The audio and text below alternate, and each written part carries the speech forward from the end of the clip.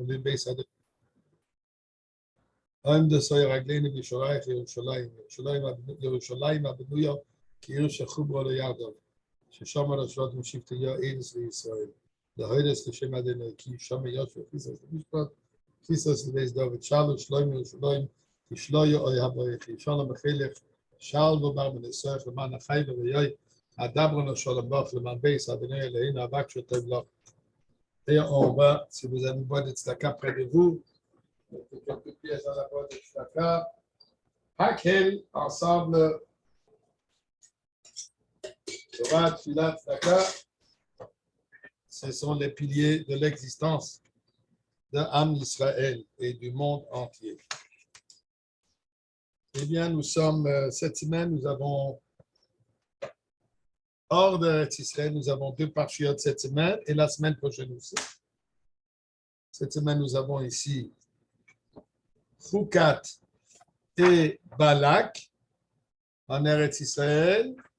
Vous êtes déjà à Balak seulement et la semaine prochaine, on aura tous, pas la semaine prochaine, la semaine d'après, on aura tous Matos Masai.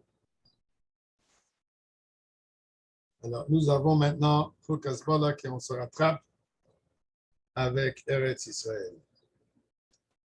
On peut s'attarder sur la paracha de Chukat énormément, surtout le concept de Paradouma. On peut s'attarder sur l'histoire de la fameuse pierre que Moshe Rabbeinu a frappée. Mais je voudrais m'attarder aujourd'hui sur l'ânesse. C'est quoi l'histoire de l'ânesse?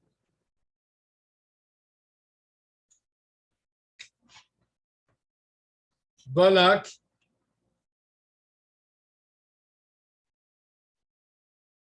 le roi de Moab craint Am Israël. Il voit la force surnaturelle de Am Israël. Il voit comme ils avancent, pas avec une force naturelle, parce que naturellement, un peuple d'esclaves non armés, qui ont beaucoup de rabbins, mais ce n'est pas une armée c'est pas une armée qui est formée comme armée, qui sont capables d'avancer vers leur but, Yerushalayim, Eretz Israël. Alors, il s'est dit, pour se battre avec eux d'une manière naturelle, ça n'a pas de sens. Cause perdue. Alors, pourquoi entreprendre une démarche qui n'a pas de sens, qui n'a aucune chance de succès? Alors, elle dit, j'ai compris, dit Balak, leur force, c'est une force surnaturelle. C'est quoi? La bénédiction de Dieu. Alors, moi aussi, je vais m'utiliser de la même arme. Je vais faire appel au prophète qui est l'antidote de Moshe Rabbeinu, le prophète Bilam, le prophète qui représente le monde entier, à part le peuple juif, bien sûr. Et je vais l'utiliser, ses forces à lui. Eux ont la bracha divine. Am Israël a la bracha divine. Alors, nous, on va prendre les malédictions, chas v'shalom divines, prononcées par Bilam. Intéressant à savoir que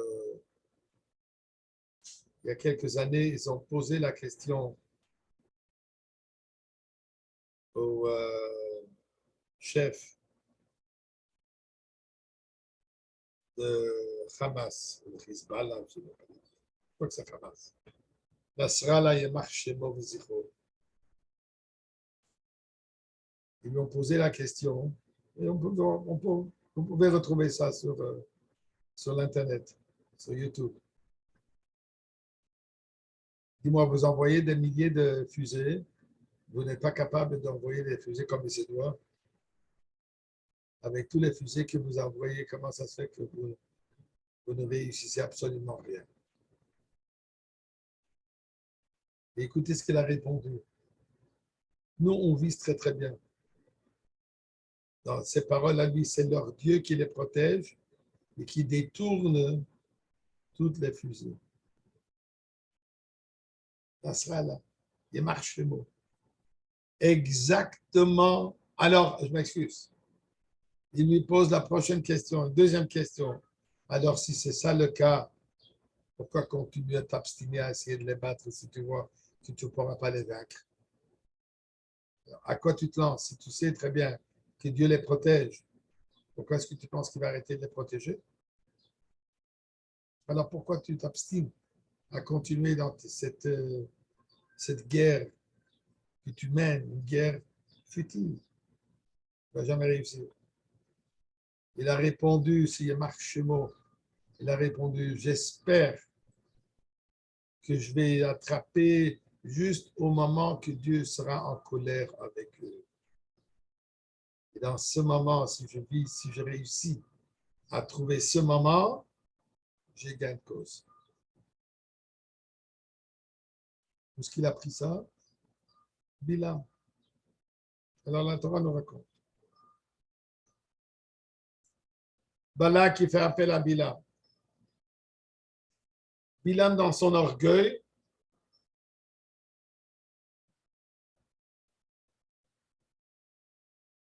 il n'est pas prêt à dire tout de suite, écoute, je n'ai pas le feu vert de Dieu, et moi sans le feu vert de Dieu, je ne peux pas bouger. Attendez, demain on verra, etc. Le petit jeu qu'il fait.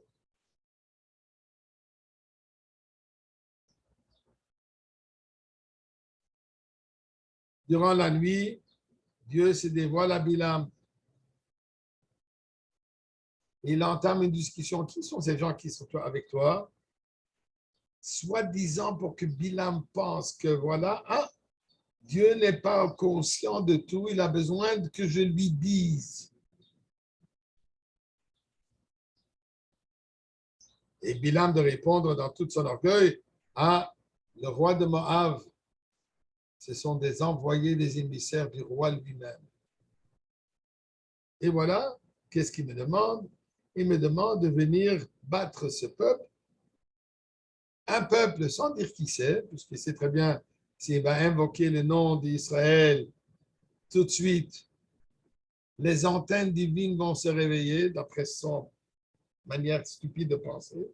Maintenant, quand il pense que Dieu lui demande conseil, donc ça lui donne cette impression que Dieu n'est pas au courant de tout. Donc, je vais lui cacher aussi que c'est le peuple juif qui sort d'Égypte. Alors, qu'est-ce qu'il dit? Ce peuple qui est sorti d'Égypte. Okay? Sans clarifier, il ne dit pas Béné Israël. Le peuple qui est sorti d'Égypte, tout ça que dans sa stupidité et son orgueil, il peut penser qu'il va continuer à cacher la vérité de Dieu. Et voilà, donc Balak, le roi, il a peur. Il doit protéger ses frontières, il doit protéger sa nation. Il m'a demandé que je vienne me battre contre eux en leur maudissant. Dieu lui répond, n'y va pas. Tu ne pourras pas. Ne perds pas ton temps. Toutes tes malédictions ne vont rien donner. Pourquoi? Puisqu'ils sont déjà bénis. Et la bénédiction, elle est supérieure, elle est bien plus forte que toutes les malédictions que toi, tu pourras prononcer.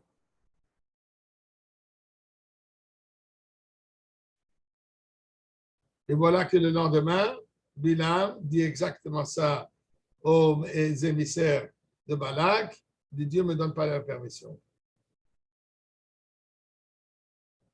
Il lui envoie une délégation plus importante et plus d'argent pour lui donner encore plus, pour que son orgueil monte.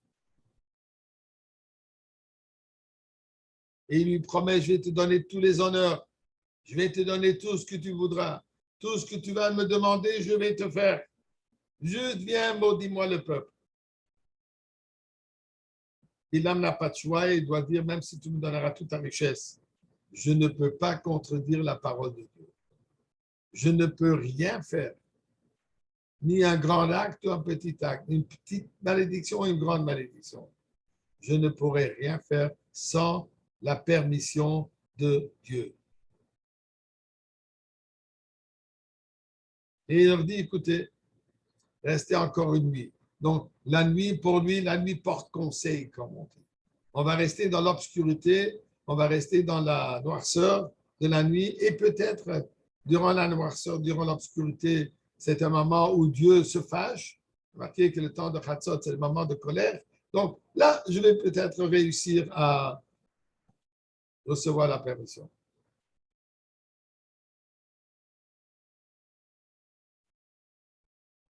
Et Dieu lui dit encore d'une manière un peu ambiguë, si vous voulez, pour utiliser ce mot envers Dieu. Mais qu'est-ce qu'il lui dit? Im likro lecha ba'u anashim. Dieu se dévoile à Bilam et lui dit, si ces gens sont venus pour faire appel à toi, en autre mot, encore une fois, je suis, comme pour dire, Dieu lui dit, je ne suis pas sûr, j'ai besoin que tu m'informes, toujours pour enduire Bilam dans cette fausse pensée qu'il a dit que Dieu n'est pas tout à fait clair dans la situation. Elle dit, alors tu sais quoi, vas-y avec eux, mais sache, tout ce que tu diras ce que moi je vais te dire. Tu ne pourras pas prononcer les choses sans ma permission. Bilam, il ne voit pas un feu vert, mais il voit un feu jaune. Il voit, il y a une opportunité, Dieu me permet d'y aller. Et effectivement, il s'emballe, il prend son ânesse. Pas rentrer dans le sujet, c'est un sujet à part, mais pourquoi il prend une ânesse? Pour donner cette image, comme il y a marqué sur Mashiach, Ani Rochev Alachamor. C'est un pauvre, comme il y a marqué sur Mashiach, que Mashiach, il vient sur un âne. Alors lui, il prend une ânesse. Et qu'est-ce qui se passe en chemin?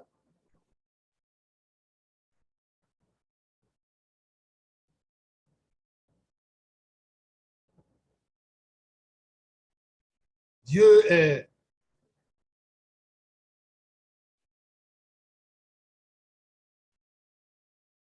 Dieu est fâché, Vayichar Af Elohim. Dieu est fâché sur lui. Mais pourquoi il est fâché? Il lui dit que tu pourras aller. Tu peux aller. Pourquoi est-ce que Dieu lui dit tu pourras aller, mais attention à ce que tu diras. Alors pourquoi Dieu se fâche sur lui encore avant qu'il est parti? Mais exactement pour cette raison. Pourquoi? Puisqu'il donne cette impression qu'il est le sauveteur, il a cette puissance de Mashiach. Il vient sur une ânesse, il se donne des airs qui sont au-delà de juste cette humilité. Moi, je vais juste pour prononcer ce que Dieu va prononcer. Et qu'est-ce que Dieu fait? On connaît l'histoire. Dieu place un ange et l'âne qui voit l'ange. Donc l'âne, il est plus clairvoyant que Bilam. Bilam ne voit rien, ou plutôt lui ne voit que le soi-disant honneur et l'argent qu'il va recevoir, mais il ne voit aucun obstacle, il ne voit rien qui peut l'arrêter. Et qu'est-ce qui se passe? Et l'ânesse le pousse et il lui fait mal et lui pousse contre le mur. Et Bilam se fâche sur sa ânesse et commence à le frapper, à la frapper. Il n'y a rien qui marche. Il ne peut pas passer. Pourquoi? Puisqu'il y a un ange devant avec une épée prêt à le tuer.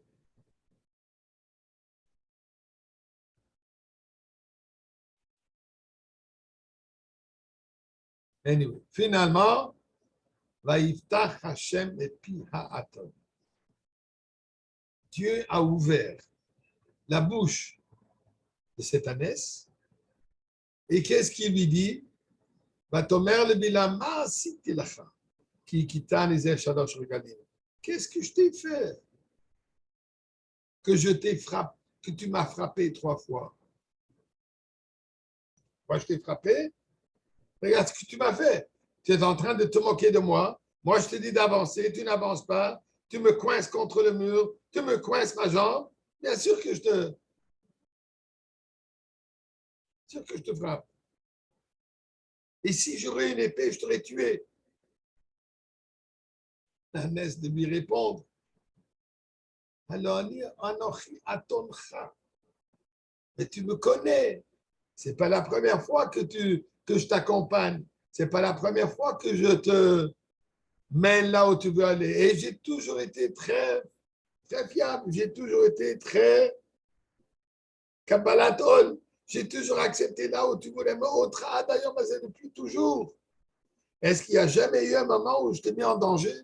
Je t'ai toujours protégé. J'étais toujours fidèle à mon poste. Et Bilam n'a pas de choix. Il dit oui, tu as raison, c'est vrai. Tu n'as jamais agi de cette façon. Alors là, tout à coup, Dieu ouvre les yeux de Bilam et il voit l'ange devant lui avec l'épée dans sa main. Là, il réalise qu'en réalité, cet ânesse lui a sauvé la vie. Puisque s'il serait avancé, il aurait été tué. Bon. Maintenant, l'ange lui répond et dit, écoute, vas-y avec eux, mais gare à toi, FS, gare à toi. Tu ne diras rien autre que ce que je vais te donner les paroles dans la bouche, c'est ce que tu vas leur dire. Et nous savons qu'est-ce qu'il leur a dit. La plus grande bénédiction qu'Am Israël a jamais eue, la bénédiction de la Géoula, il lui donne la prophétie de la venue de Mashiach. Et c'est de là, d'ailleurs, dans la Torah, une des places dans la Torah, nous trouvons clairement la prophétie de la venue de la Géoula, la prophétie de la venue de Mashiach. Il me semble que l'année dernière, nous avons parlé pourquoi est-ce que la prophétie venait justement de Bilam, pourquoi est-ce que la prophétie de la venue de Mashiach vient par une personne qui est la klipa, qui est l'impureté, et l'explication, il me semble qu'on avait donnée, comme on l'avait expliqué dans les Sichot, qu'Adraba, il faut que le monde le plus bas, le niveau le plus bas du monde reconnaisse et accepte et prévoit la Géoula. Donc, c'est pour ça que c'est passé par Bilam. Mais aujourd'hui, je voudrais m'attarder sur un point, une sikha du Rabbi, où le Rabbi pose la question suivante. Nous savons, il y a le concept Lo avid kutcha berichu nisa le magana.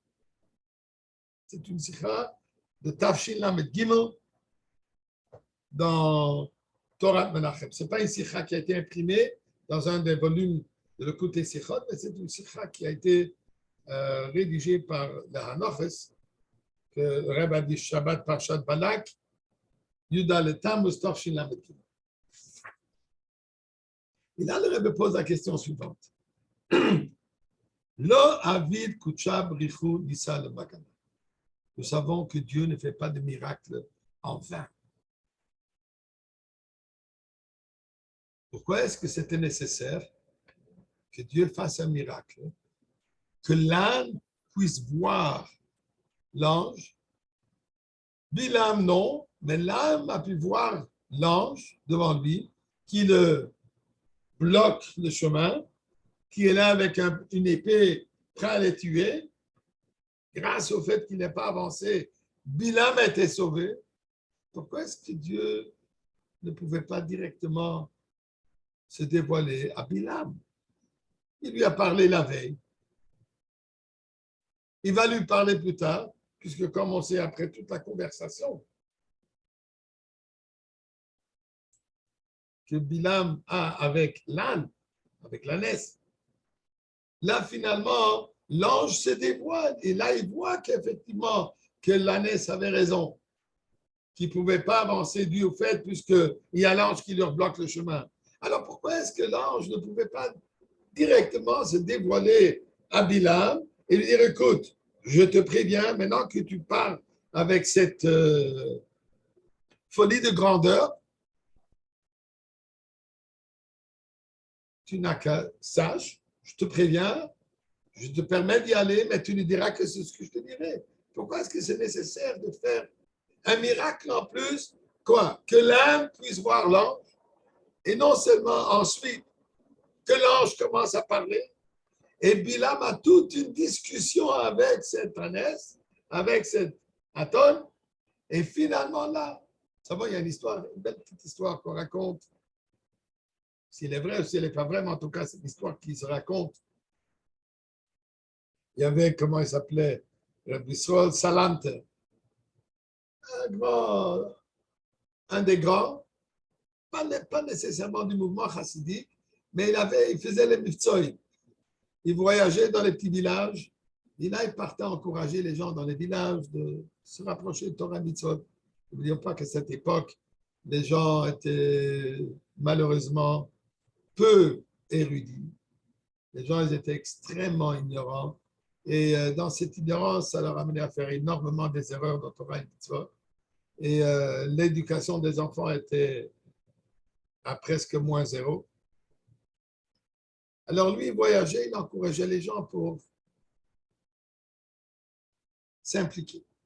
Raconte qu'un jour, il est rentré dans une taverne et là, il voit un groupe de juifs qui sont assis en train de jouer aux cartes, manger, boire, et ils font la fête. Il se rapproche et réalise qu'ils sont en train de manger du non cachère.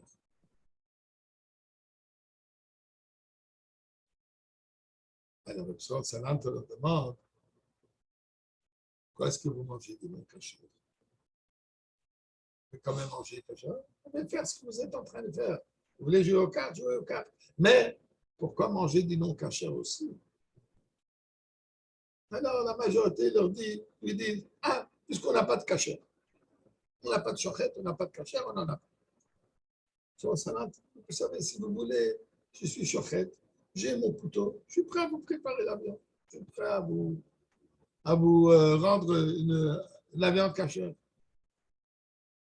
Là, il y a un chutzpan qui se lève et dit, écoutez, quelle différence entre cachère et pas cachère? Salade, bien sûr, lui dit, c'est ça dans la Torah. Il par le fait qu'il faut manger cachère pour qu'on soit sanctifié par le Foucault. Alors lui, il se lève et il dit, écoute, vous savez quoi? Alors, si vous dites que le non cachère n'est pas bon pour nous, c'est dangereux pour nous, etc., alors voilà, je prends maintenant un morceau de porc, je vais le manger, je vais le mettre dans la bouche, je vais l'avaler, et si vraiment c'est comme vous dites que c'est pas bon, que je m'étrangle là-dessus. Et avant que les gens puissent réagir, il attrape ce morceau de viande, le fout dans la bouche, et commence à le manger, et rien n'est arrivé. Il ne s'est pas étranglé, il ne s'est pas étouffé. Et là, il est très bien. Il dit, tu vois, il n'y a rien là-dedans. Tout ce que tu nous dis que ce n'est pas bon, preuve à l'appui, regarde. J'ai mangé, rien ne m'est arrivé, Dieu ne m'a pas puni. Donc, Sfol Salante de lui dire, avec cet amour d'un sadique envers un autre juif, il dit, mon enfant, est-ce que tu penses qu'à chaque fois que toi tu veux que Dieu fasse un miracle, il est obligé de le faire? Comme l'expression en anglais qui dit I say dance and you ask how high. Dans une relation, il y a quelqu'un qui pense que tous ces ordres doivent être faits. Moi, je te dis saute et toi, tu me demanderas à quelle hauteur. Et ça ne fonctionne pas avec un Kadosh Baruch Hu. Pas à chaque fois que quelqu'un a envie que Dieu lui fasse un miracle, il y a un miracle qui va se produire. Alors, et c'est ce qu'il est dit dans le Zohar, c'est le Magana. Dieu ne fait pas un miracle en vain. Alors, pourquoi ce miracle ici qu'il fallait avoir une discussion avec cette ânesse?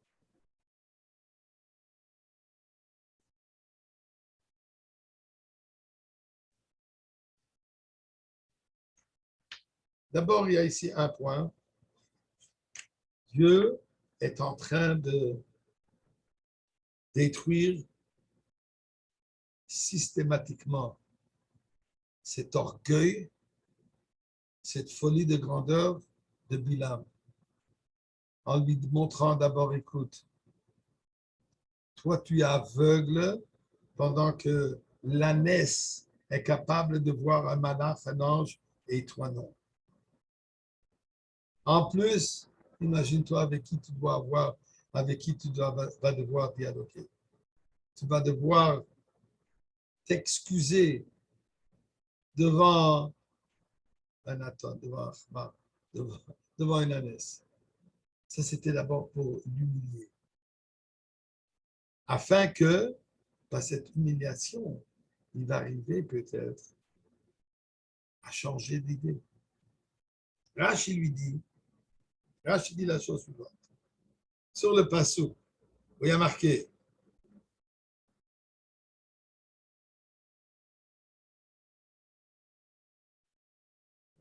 je cherche ici le passouk. Oui. Vayakom Bilam Baboy Kevayav Shesrano, comme on a dit tout à l'heure, ça sonne Vayelechim Soremir. Il se lève, il va. Vayichar Afelekim qui holechu, Dieu était fâché qu'il y va. Vayitatsev Malach Hashem Baderech le Satan lo. Le Satan lo. Satan lo, on le traduit pour le bloquer. Mais dit Rashi la chose suivante. Malach shel Rachamim. Dieu a envoyé un ange de miséricorde. Il était Haya. Vaya rotzel le man'o milachto. Et l'ange, émissaire de Dieu, voulait l'empêcher de commettre un péché. Pourquoi? Shelo yecheta beyovad. Puisque, afin qu'il ne fasse pas cette erreur, afin qu'il ne fasse pas ce péché, et ensuite il va souffrir, il sera détruit, il sera perdu. Donc Dieu lui envoie un ange pour le sauver de sa propre erreur. Et là, il faut comprendre, qu'est-ce que ça veut dire? De qui on parle? On parle d'un Bilam, un rachat, que Dieu lui a dit d'abord, n'y va pas. Il insiste, Dieu lui dit, va, mais va avec humilité, sachant que ce n'est pas toi qui parles, tu n'es qu'un porte-parole d'Akadosh Baruch Hu. Malgré tout ça, il va avec toute sa chutzpah, avec tout son orgueil, et Dieu maintenant lui envoie un ange de miséricorde. Pourquoi? Pour le protéger de sa propre stupidité. Mais ça, c'est un rachmanout. Ça, c'est une miséricorde extraordinaire. À qui? À un goy. Le goy, qu'est-ce qu'il veut faire? Il veut maudire tout le peuple juif, ras shalom. Et non seulement ça, et Dieu fait un miracle surnaturel que l'âne puisse voir et qu'elle puisse parler. Et là, finalement, il va savoir. Pourquoi faire tout ça?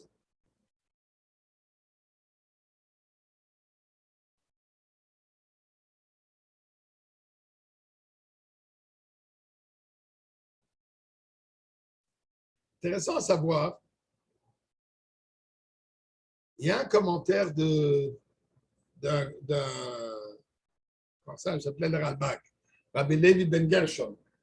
Lui, il dit que toute cette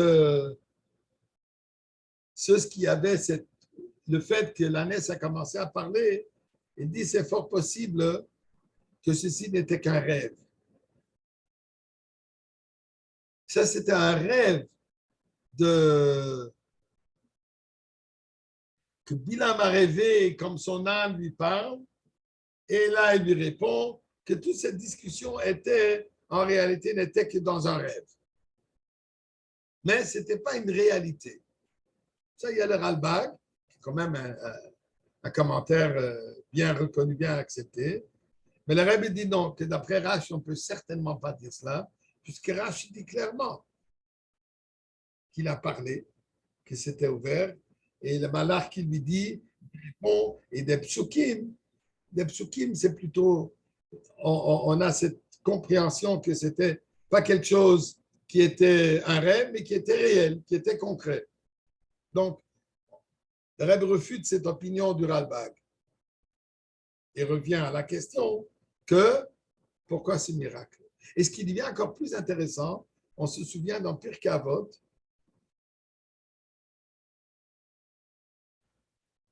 dans le 5e chapitre, là, il y a marqué différentes choses qui ont été créées, Erev Shabbat, Ben Hashmashot. Quand on parle de la création du monde, il y a marqué là-bas, il y a plusieurs choses qui ont été créées, Erev Shabbat, Ben Hashmashot. Qu'est-ce que ça veut dire Ben Hashmashot? Entre Shkiat Achama et la nuit, dans un moment qui est ni jour ni nuit. Donc, c'est un moment qui est au-delà du temps. Ça représente un moment qui dépasse le temps. C'est ni jour ni nuit. Okay? Parmi les choses qui ont été créées à ce moment, était Pi Ha'aton. La bouche de cette ânesse, elle a été créée alors. Donc, on voit bien d'abord que c'était une création, comme on dit dans la Mishnah, que c'était réel, ce n'est pas un rêve. Okay? Puisqu'ici, c'est un rêve, ce n'est pas une réalité. Vous connaissez la blague qui raconte que cette épouse qui avait grande envie que son mari lui achète un très, très beau bijou. Et il n'avait aucun intérêt de le lui acheter, de dépenser une fortune pour une pierre ou quoi que ce soit. Mais vous savez comment les dames, elles savent très bien comment influencer leur mari. Et un bon jour, elle lui met toute la pommade et elle a l'impression, elle lui dit, écoute, tu sais, j'ai eu un rêve. J'ai rêvé cette nuit que tu m'as acheté ce bijou et c'était extraordinaire. Et tu étais tellement fier. Et tout le monde te donnait des compliments. Quel bon mari tu es que tu m'as acheté ce bijou, etc., etc. Et elle passe la pommade comme elles savent comment le faire. Et lui, il écoute gentiment, poliment, avec toute sincérité. Et à un certain moment, elle pense, voilà, finalement, j'ai réussi à l'influencer. Quand elle a fini à faire toute sa vente, toute cette présentation dramatique, le mari qui lui dit, tu sais quoi, dans le prochain rêve, porte-le bien. Alors ici, ce n'est pas un rêve, Dieu a créé cette piaton. La Mishnah nous dit clair que Erev Shabbat Ben Hashmatot a été écrit piaton ainsi que piaretz. Cette bouche qui a avalé Korach, la paracha de la semaine dernière, l'histoire de Korach, ceci aussi a été créé déjà, préparé depuis la création. Donc, qu'est-ce qui se passe ici? Depuis la création du monde, Dieu a déjà prévu cette histoire de Bilam et Bilam aurait besoin de le faire comprendre qu'il fait une erreur. Dieu a surnaturellement créé une situation où l'ânesse pourra parler, tout ça pour aboutir à rien. Finalement, il a quand même avancé. Il a quand même marché. Alors pourquoi est-ce que c'était nécessaire de faire ce miracle pour arrêter, pour retenir Bilam? De toute manière, il a avancé.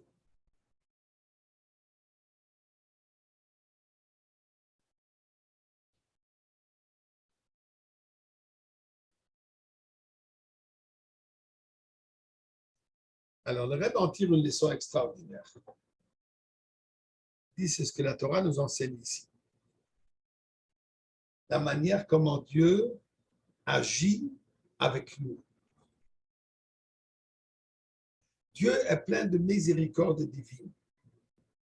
Il cherche notre bien.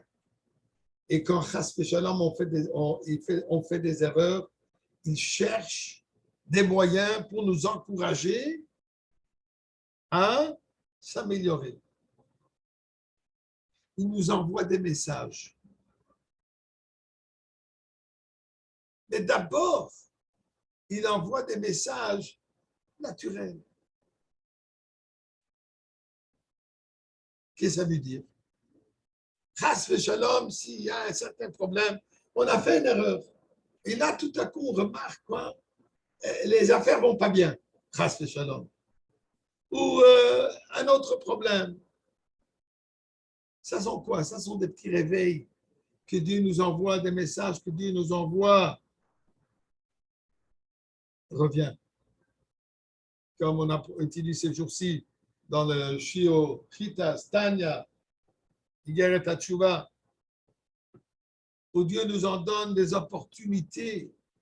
Ce n'est pas dans le Shio d'aujourd'hui, mais le Shio Tanya, qu'on commence maintenant à étudier à propos de la Teshuvah. Que quoi? Que, comme on verra les jours qui suivent, on verra ça dans le Tanya, où Dieu nous envoie des opportunités à pouvoir faire la Teshuvah. Dieu nous envoie des opportunités à nous ouvrir les yeux. Il nous envoie des messages, il nous envoie des flèches et des messages pour que on réalise qu'on est tendu en arrière. Mais ensuite, si malheureusement on n'entend pas le message, alors Dieu ira même au point de faire le surnaturel. Dieu va même faire des miracles. Et espérons des miracles de bien.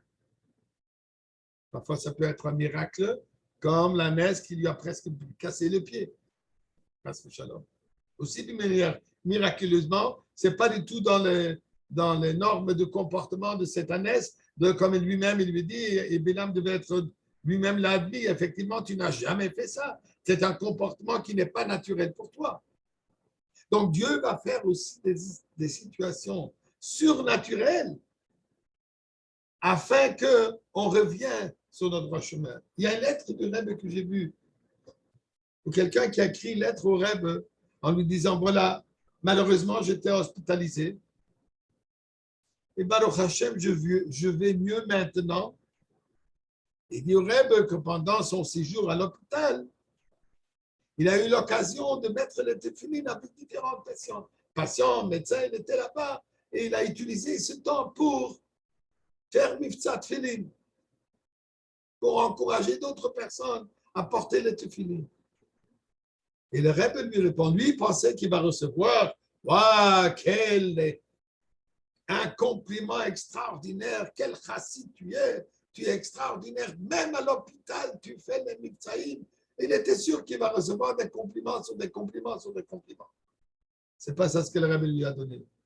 Le Rebbe lui a répondu que si tu aurais fait miftzat tefillin en bonne santé, tu aurais évité de devoir aller à l'hôpital et faire miftzat tefillin pendant que tu es fatigué. Vous vous rendez compte? Vous entendez ce que le Rebbe lui dit? Toute la raison pourquoi il était à l'hôpital, c'était pour faire miftzat tefillin. Il aurait pu éviter toutes ces souffrances en faisant miftzat tefillin. Donc d'abord, Dieu nous donne des messages de Derech HaTeva. Si ça ne fonctionne pas, alors il fait le mal à Derech HaTeva. C'est pour ça que Dieu, d'abord, l'âne se penche. Ça peut être un peu naturel. Mais quand ça devient pire, là, il réalise, il devrait réfléchir. Bilam devrait réfléchir. Pourquoi est-ce que tout à coup, l'âne s'est arrêté? Qu'est-ce qui est arrivé? L'âne n'a pas cette habitude de s'arrêter. Normalement, l'âne avance.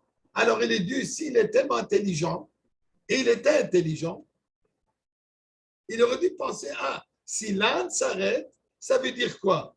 Ça veut dire que Dieu ne veut pas que j'aille. Mais lui, dans son orgueil, n'était pas prêt à accepter ça. Il fallait que l'âne lui casse le pied presque. Il n'a toujours pas compris. Alors Dieu dit à l'âne, tu sais quoi, parle à cet imbécile. Lui, il te prend pour une ânesse, non, c'est lui l'imbécile, il ne comprend rien, et toi, va lui parler. Donc, là, il y a eu un dévoilement, si on veut, des messages envoyés par Dieu graduels, d'abord naturels et ensuite miraculeux. Vous savez, j'ai entendu une histoire extraordinaire de Rabbi Fegelstock. Rabbi Fegelstock, un chassid, un éducateur de renom, malheureusement, il est décédé il y a 1 an, 2 ans. Il m'a raconté qu'un jour, il ne m'a pas dit qui c'était, mais moi, je pense que c'était avec lui-même. Il dit qu'il y avait un jeune homme, un Ingeman, qui était en Yichidut chez le Rebbe. Et le Rebbe lui pose une question à propos d'un certain sujet. Et lui, il a évité de répondre. Pourquoi? Puisqu'il savait que ceci ça va causer de la peine au Rebbe. Il ne voulait pas causer de la peine au Rebbe s'il va raconter ce qui est arrivé là-bas. Alors, il a évité. Le Rebbe lui demande une deuxième fois. Une deuxième fois, il évite de répondre. Maintenant, quand le Rebbe lui pose la troisième fois, là, il ne peut plus éviter. Alors, il dit au Rebbe les paroles suivantes. Je vois que le Rebbe est au courant. Je vois que le Rebbe sait de quoi il s'agit. Alors, pourquoi est-ce que moi, je dois être celui qui va causer de la peine au Rebbe? Je ne vais pas faire de Agbas Nefesh. Je ne vais pas causer de la peine au Rebbe. Pourquoi est-ce que je dois être celui qui porte, qui amène au Rebbe une mauvaise nouvelle? Je ne veux pas être cette personne. Et le Rebbe de lui répondre en yiddish. Et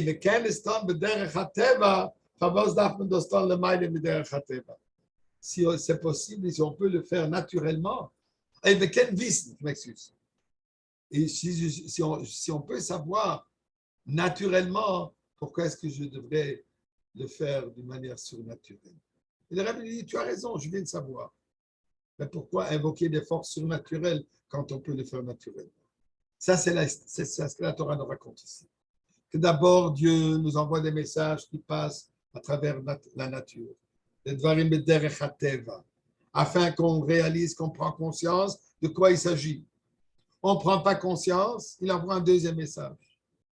Là où c'est nécessaire, il va même utiliser des messages complètement surnaturels. Mais l'essentiel est qu'on écoute, qu'on se branche sur ces messages et on agit en conséquence. Fameuse histoire du Alter Rebbe, quand ils ont pris maintenant celui de Tammuz, se rapproche de Tammuz, le rabbi précédent qui était emprisonné, envoyé en exil, finalement libéré complètement. La Géoula, la preuve, le début de la Géoula qui était le troisième jour de Tammuz, la finalisation de la Géoula qui était Yud-Bet Tammuz, ce Shabbat. Alors, il y a une histoire qu'on raconte avec l'Alter Rebbe quand ils ont pris l'Alter Rebbe en prison, et c'était Erev Shabbat, l'Alter Rebbe a demandé à ses gardiens, ses policiers, whatever, qui l'accompagnaient, qu'il s'arrête, c'est la veille de Shabbat, Erev Shabbat, qu'il s'arrête Shabbat, il veut se préparer pour Shabbat pour ne pas devoir voyager Shabbat. Il n'y a pas moyen, on ne peut pas s'arrêter, nous on doit avancer. Les ordres sont qu'il faut avancer direct, jusqu'à qu'on t'amène en prison.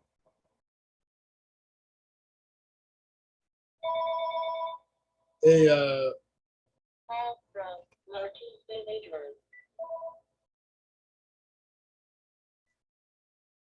call me back in 15 minutes, please. Et ils refusaient de s'arrêter. Alors tout à coup, il y a une roue qui s'est cassée. Ils ont réparé la roue et ils avancent. La Trèbe le demande encore une fois. Je vous en prie, s'il vous plaît, arrêtez-vous avant Shabbat. Non. Une partie je ne sais pas comment on appelle ça, des axes. Je ne connais pas le mot français, je suis désolé. Et qui s'est cassé. Ils l'ont réparé et ils avancent. Ils avancent dans le demande encore une fois. Je vous en prie, arrêtez-vous du Shabbat. Non, le cheval est mort. Là, ils ont compris qu'ils ne vont pas pouvoir avancer. Et effectivement, ils se sont poussés côté de l'autoroute, comme pour dire, et c'est là où l'Alter va passer Shabbat. C'est-à-dire, l'Alter d'abord a essayé de leur faire comprendre gentiment, naturellement. Qu'une roue se casse, c'est naturel. Mais que toutes ces choses, un après l'autre, ça c'est déjà un peu trop. Là, ils ont compris le message. C'est ça ce que la Torah nous raconte ici. Dieu, il nous envoie des messages. Et dans le contexte dans lequel nous vivons, Dieu nous envoie des messages que la Géoula arrive. Regardons tout ce qui se passe à travers le monde. Des choses naturelles comme des choses surnaturelles. Des transformations dans le monde naturel comme le surnaturel. D'un côté, nous voyons le progrès que le monde des sciences fait, qui nous mène vers pouvoir mener une vie de la Géoula. En une seconde, juste une étape, je ne vais pas m'aborder là-dessus. Je ne vais pas élaborer là-dessus. Il y a le monde panique, est en train de paniquer pour l'intelligence artificielle. Ils ont très peur.